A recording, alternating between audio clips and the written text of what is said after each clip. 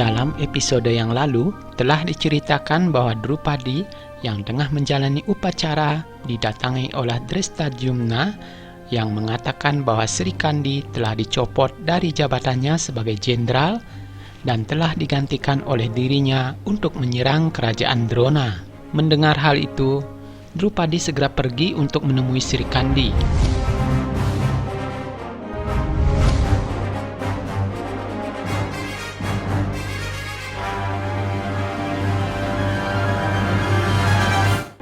Sesaat sebelum Sri Kandi melakukan aksi bunuh dirinya, Drupadi datang untuk menghentikannya. Sri Kandi merasa sangat terpukul karena telah kehilangan tujuan hidupnya. Drupadi lalu menghiburnya dan akan meminta kepada ayahnya Drupada agar mengembalikan posisi Sri Kandi sebagai jenderal di kerajaan Pancala. Penobatan Drestadyumna sebagai jenderal baru akan segera dimulai. Sang pangeran segera mendekati ayahnya dan memberi salam. Ketika darah jempol Drupada hendak menyentuh kening Drestadyumna sebagai simbol penobatan, Drupadi dan Sri Kandi tiba di tempat itu. Terjadilah perdebatan antara ayah dan anak.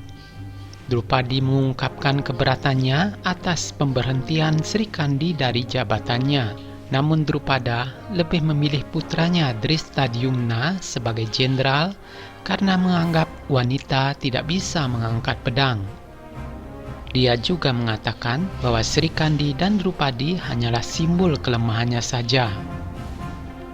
Perdebatan antara Drupada dan Drupadi semakin memanas hingga Drupada mengancam akan menghukum gantung Drupadi.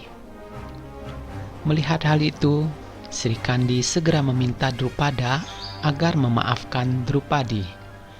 Api kemarahan telah membakar Drupada dan akhirnya mengusir Drupadi.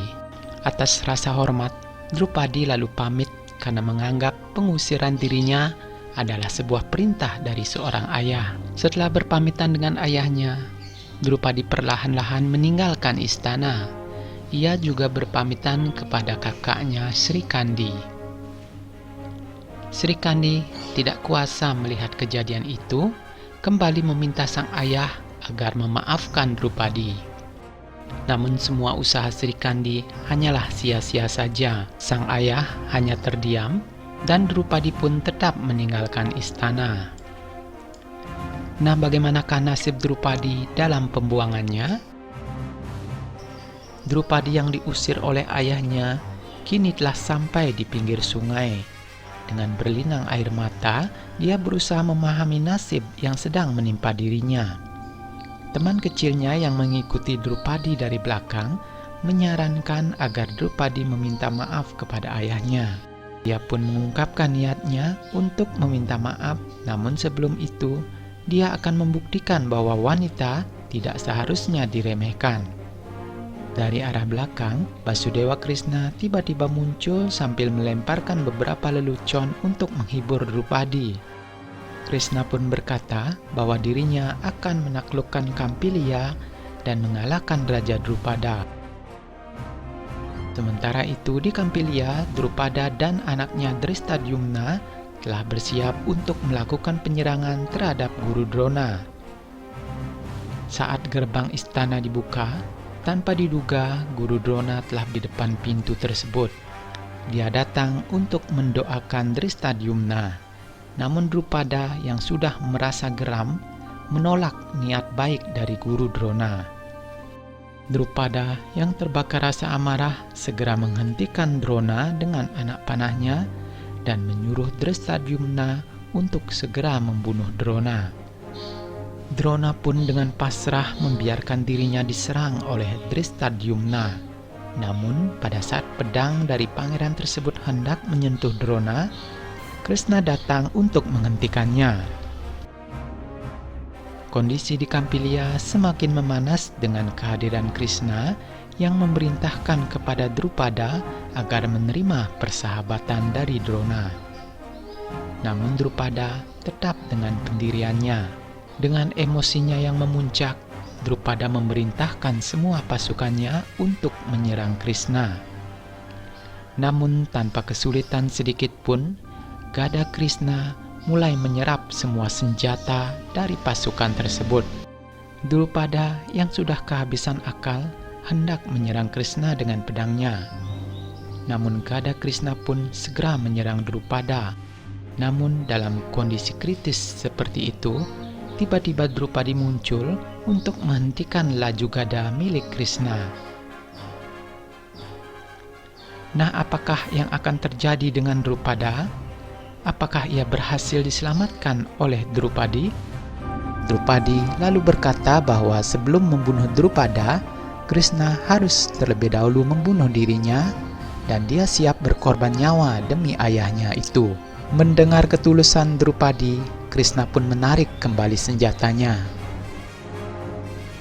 Sementara itu, di hutan ilusi, para Pandawa yang sedang beristirahat tiba-tiba dikejutkan oleh suara tangis seorang wanita.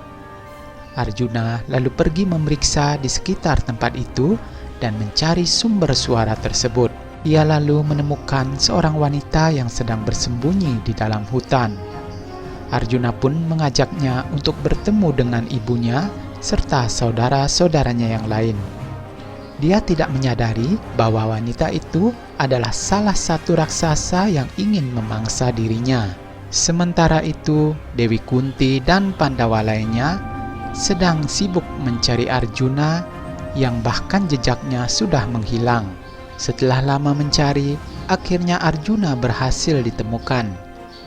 Gadis yang dibawa oleh Arjuna tersebut ditenangkan oleh Dewi Kunti. Yudhistira lalu mengajak untuk meneruskan perjalanan agar bisa segera keluar dari hutan itu.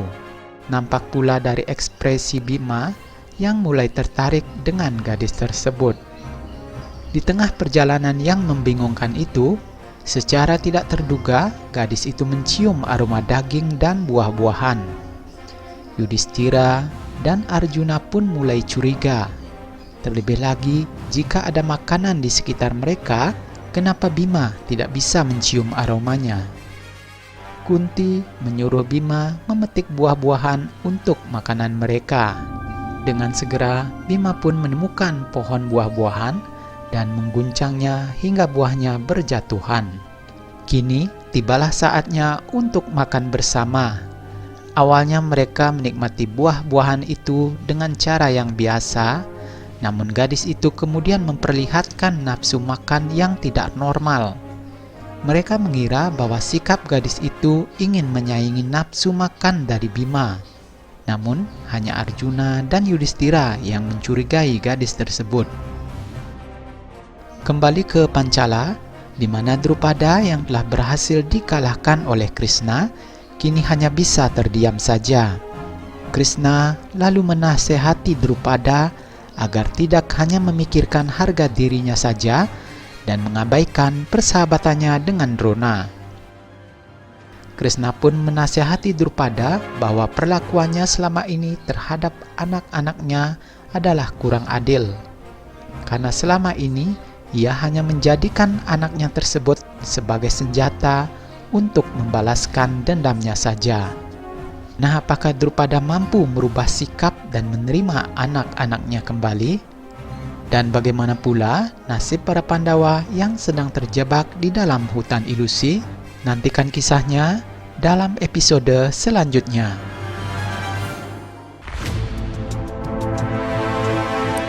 Silakan juga tonton koleksi video di channel ini. Dan jangan lupa klik like, subscribe, dan aktifkan loncengnya agar kalian tidak ketinggalan notifikasi video-video selanjutnya.